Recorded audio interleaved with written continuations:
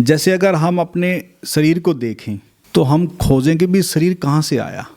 देखो, पहले हम अगर देखें कि ये शरीर कहाँ से आया, तो हम अगर शरीर के बारे में थोड़ी सी तय में जाएं, खोजें, और जो साइंटिस्ट भी इस पे खोज कर ही रहे हैं, लेकिन आध्यात्मिक जो वेता हैं उन्होंने पाया कि ध्वनि से निर्मित है स्थूल जगत।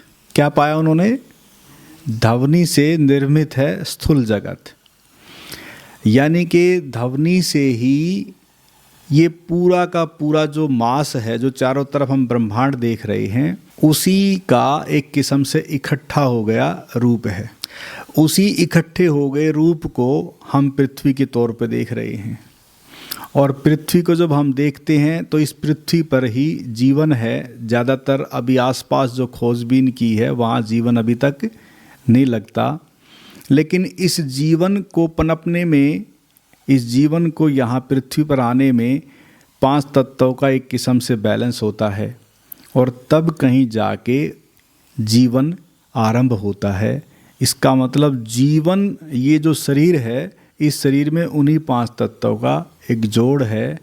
कहीं सूक्ष्म से या ध्वनि से विद्युत प्रकट होती है, यानी कि प्रकाश प्रकट होता है। प्रकाश जब इकट्ठा हो जाता है तो वो स्थूल हिस्सा हो जाता है, जिसे हम पृथ्वी, नक्षत्र, चांद, तारे कहते हैं, और उन्हीं में हमारी पृथ्वी है।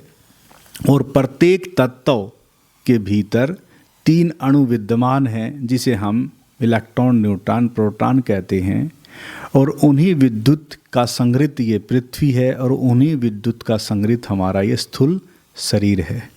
इसका मतलब हम देखें हमारा शरीर कहाँ से जुड़ा है। उसी ध्वनि को हम अन्य अन्य नामों से पुकारते हैं। कोई परमात्मा कहता, कोई प्रभु कहता है।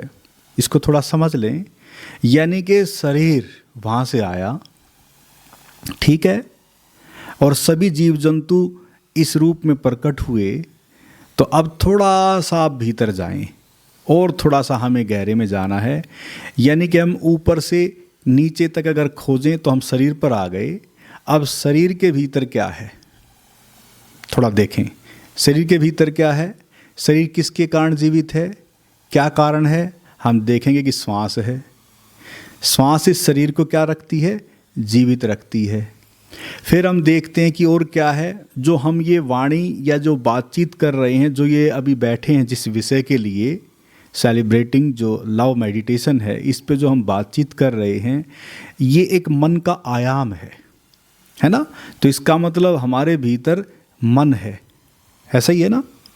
तो अब इसको थोड़ा गौर से देखें कि यानी कि मन और फिर शरीर और इस बीच श्वास, यानी कि ये तीनों बहुत गहरे जुड़े हुए हैं हमसे। तो अब जो हम बातचीत कर रहे हैं प्यार की, प्रेम की, वो प्यार और प्रेम आपको कहाँ महसूस होता है? कहाँ लगता है वो प्रेम? कहाँ महसूस होता है? मन की दशा है, भाव की दशा है। अब इसको थोड़ा देखें, यानी कि मन में प्रेम उत्पन्न होता है, और शरीर तक जो साइंटिस्टों ने जो खोजा है कि हमारे भीतर कुछ रसायन द्रव हैं, जो क्रोध की ग्रंथियां भी हैं और प्रेम की ग्रंथि भी हैं। यानी कि प्रेम के रसाव भी हैं और क्रोध के रसाव भी हैं, ईर्षा द्वेष के भी रसाव हैं, और शांति और खुशी और आनंद के भी रसाव हैं। यानी कि हमारे शरीर में वो सारे के सारे रसायन द्रव्य हैं, जिससे हमें प्रेम खुशी भी देता है, और उसी प्रेम के कारण हमें क्रोध और ईर्षा और द्वेष भी हमें महसूस होती है। अब अगर हम थोड़ा गौर करें कि प्रेम कहाँ से जुड़ा है? मन से।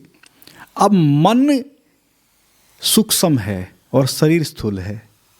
अब सूक्ष्म में भाव उत्पन्न होते हैं प्रेम के, और वो कहाँ तक पहुँच जाते हैं? शरीर तक। यानी कि अब इसको ऐसे समझ लें कि मन में भाव आया और कहाँ तक पहुँच गया? शरीर तक पहुँच गया। लेकिन ये मानव के साथ होता है, इसको थोड़ा समझना।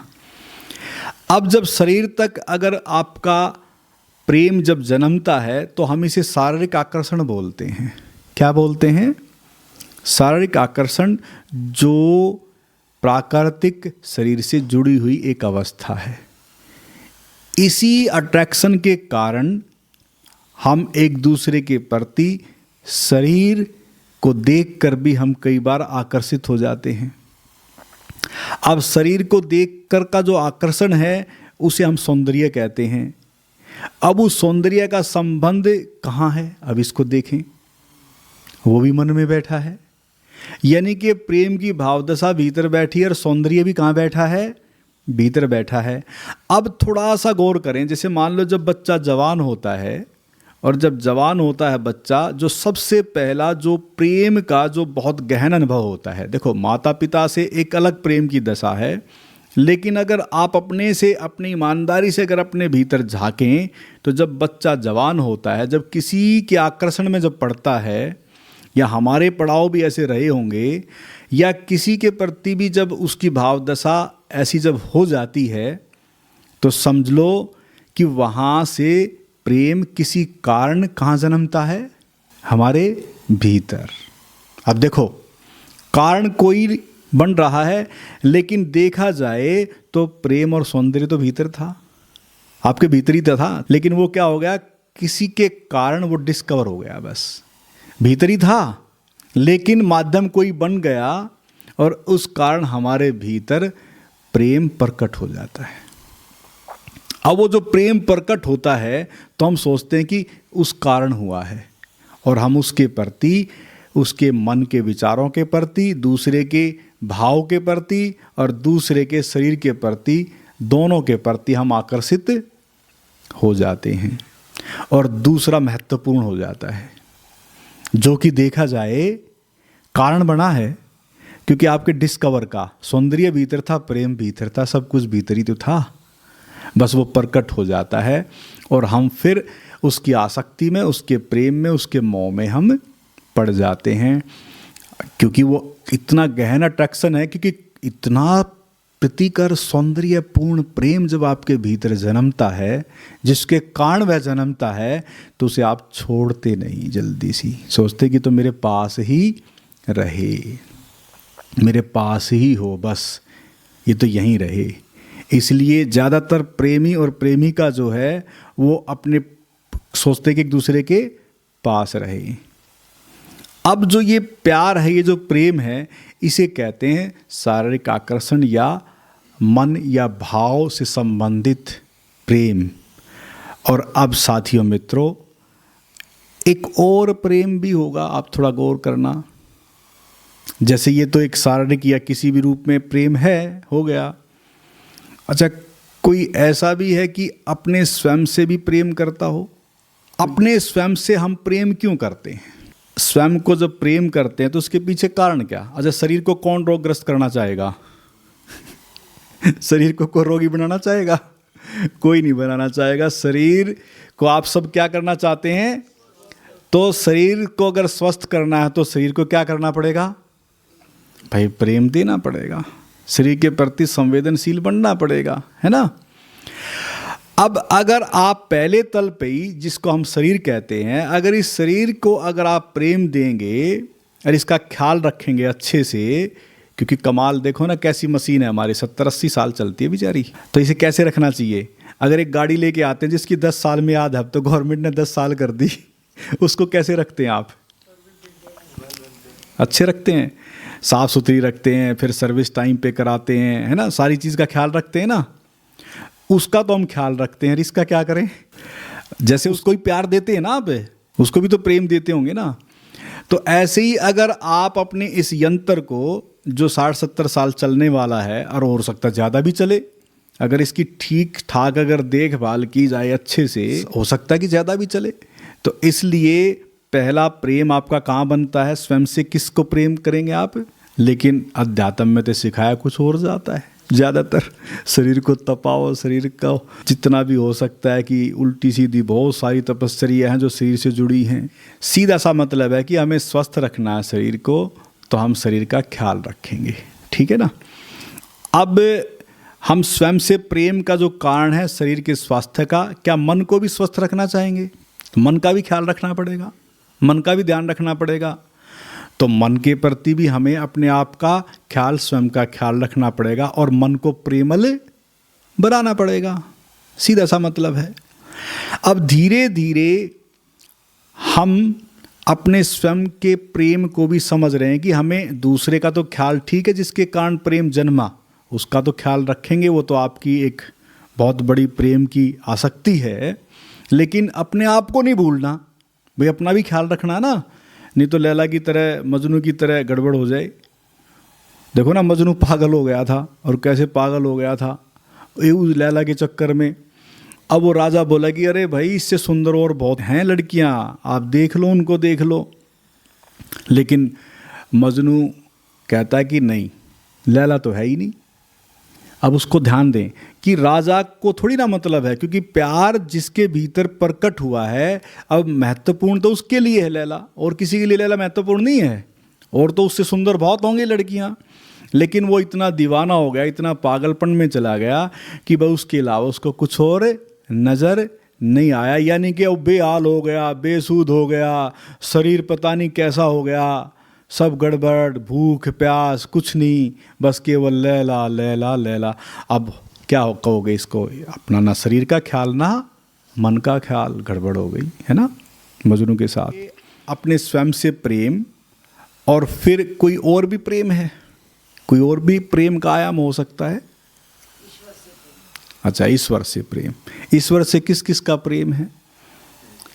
अरे बहुत अच्छी बात, सुंदर, जोरदार तालियां। मैं सोचता था कि पता नहीं अपने तक ही प्रेम रहे या दूसरे तक रहे, और ईश्वर का तो कोई मतलब ही नहीं, लेकिन आप तो बहुत अच्छे हैं, यानी कि आप सबको ईश्वर से प्रेम है।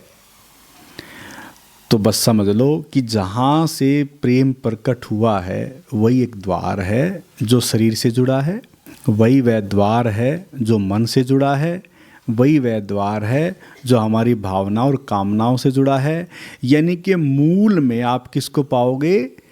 सूक्ष्म रूप से उसी प्रेम से आपका शरीर निर्मित हुआ है, उसी प्रेम से आपका मन भी निर्मित हुआ है, क्योंकि प्रभु से ही शरीर है, मन है, और सारे संकल्प और भाव और जो कामनाएं भीतर प्रेम के प्रति जो प्रकट होती है वो सब उसी की देन है। या हमने प्रेम बनाया है? हमने तो कहीं फैक्ट्री में नहीं बनाया ना, है जी? हमारे हाथ में तो कुछ नहीं ना। जैसे शरीर क्या हमने बनाया? भाई शरीर भी हमारे हाथ में नहीं, कहीं कोई फैक्ट्री में नहीं बनता। यानी कि श्वास भी ना हमारे हाथ में है, ना मन हमारे हाथ में, ना और प्रेम भी हमारे हाथ में नहीं है। हाथ में है तो क्या है? अब ध्यान देना, प्रेम उसी प्रभु की देन है, इसलिए हम उसी प्रेम का फलन है, हम सब जो यहाँ बैठे हैं उसी प्यार का, प्रेम का हम फल हैं जो अब इस रूप में बैठे हैं। तो अब थोड़ा सा अब हम गौर करेंगे कि अब हमें अगर उस प्रभु प्रेम तक पहुंचना है तो आप सही मायने में उस सनातन प्रेम का अपने भीतर रूप आपको मिलेगा। यानी कि आप उस शाश्वतता प्रेम का अनुभव कर सकेंगे, और फिर वह प्रेम दूसरों के प्रति, उसका रूप जो अब दूसरे के प्रति जो आकर्षण, अट्रैक्शन, मोह या ईर्षा, द्वेष या जो भी आपको प्रेम सुख दुख देता है, आप उससे धीरे धीरे पार हो सकेंगे। और फिर आपकी दृष्टि में सर्व के प्रति प्रेम प्रकट हो जाएगा। फिर आप किसी पर्टिकुलर या अपनेपन या आसपास या जहाँ आपका है उससे भी मुक्त हो जाएंगे, और तब जाके आपको पता लगेगा कि अरे बुद्ध जैसा व्यक्ति ऐसा प्रेमी था, कबीर जैसा व्यक्ति ऐसा प्रेमी था, आचार्य रजनीश ओशो जैसे ऐसे प्रेमी थे। अब इसको थोड़ा समझना, गुरु नानक साहब ऐसे प्रेमी थे, भगवान श्री कृष्ण ऐसे प्रेमी थे। तब हमें समझ आएगा कि उनका प्रेम किस रूप में अभिव्यक्त हुआ और कैसे वह प्रकट हुआ। क्या हम भी उसी रूप में चाहते हैं प्रेम प्रकट हो? कितने साथी मित्र चाहते हैं?